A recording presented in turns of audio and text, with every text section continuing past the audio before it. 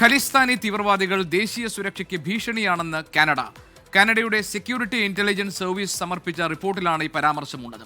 കാനഡയിലിരുന്ന് ഇന്ത്യക്കെതിരായ ആക്രമണങ്ങൾ ആസൂത്രണം ചെയ്യുന്നുണ്ടെന്നും ഈ റിപ്പോർട്ടിൽ പറയുന്നുണ്ട്. ആർ അച്യുതൻ ഡൽഹിയിൽ നിന്ന് വിവരങ്ങൾ നൽകാനുണ്ട്. അച്യുതൻ, കാനഡയുമായി ഉണ്ടായിരുന്ന പ്രശ്നങ്ങളൊക്കെ പരിഹരിച്ച് സൗഹൃദത്തിന്റെ പാതയിലേക്ക് വീണ്ടും എത്തിയിരിക്കുകയാണ് പ്രധാനമന്ത്രിയുടെ സന്ദർശനത്തോടെ. അതിന് തൊട്ടു പിന്നാലെ ഇപ്പോൾ ഈ റിപ്പോർട്ട് വന്നിരിക്കുന്നു. അത് ഇന്ത്യക്ക് അനുകൂലമായിട്ടുള്ള ചില പരാമർശങ്ങളാണല്ലോ ആ റിപ്പോർട്ടിലുള്ളത്. എന്താണ് ആ റിപ്പോർട്ടിന്റെ ഉള്ളടക്കം?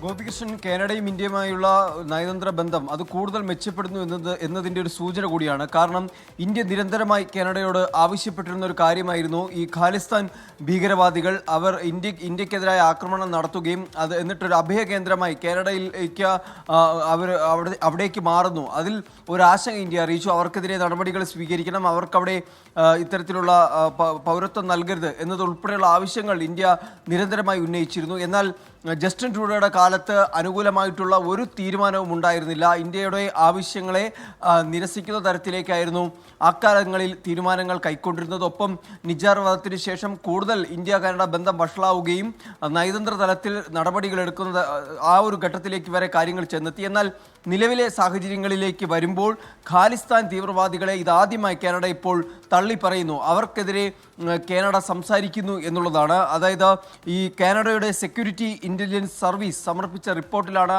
ഖാലിസ്ഥാൻ തീവ്രവാദികൾക്കെതിരായ പരാമർശമുള്ളത്. ദേശീയ സുരക്ഷയ്ക്ക് ഭീഷണിയാണ് ഈ ഖാലിസ്ഥാൻ തീവ്രവാദികൾ എന്ന് അതിൽ പറയുന്നുണ്ട്.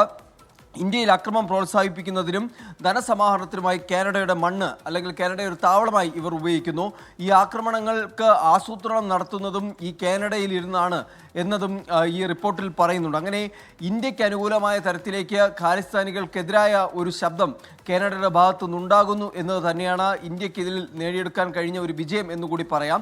എന്തായാലും വരുന്ന ദിവസങ്ങളിൽ ഇതുമായി ബന്ധപ്പെട്ടിട്ടുള്ള തുടർ നടപടികൾ കാനഡയുടെ ഭാഗത്തു നിന്നുണ്ടാകുമോ എന്നുള്ളതാണ് കാര്യം.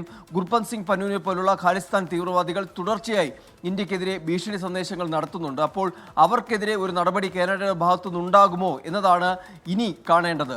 ഗോപികൃഷ്ണൻ. ശരി അച്യുതൻ, കാനഡയുടെ സെക്യൂരിറ്റി ഇന്റലിജൻസ് നൽകിയിരിക്കുന്ന റിപ്പോർട്ടിലാണ് ഖലിസ്ഥാൻ തീവ്രവാദികൾ ഉണ്ടാക്കുന്ന പ്രശ്നങ്ങളെക്കുറിച്ചും ആക്രമണങ്ങൾ ആസൂത്രണം ചെയ്യുന്നതായിട്ടുള്ള റിപ്പോർട്ടുകൾ വന്നിരിക്കുന്നത്.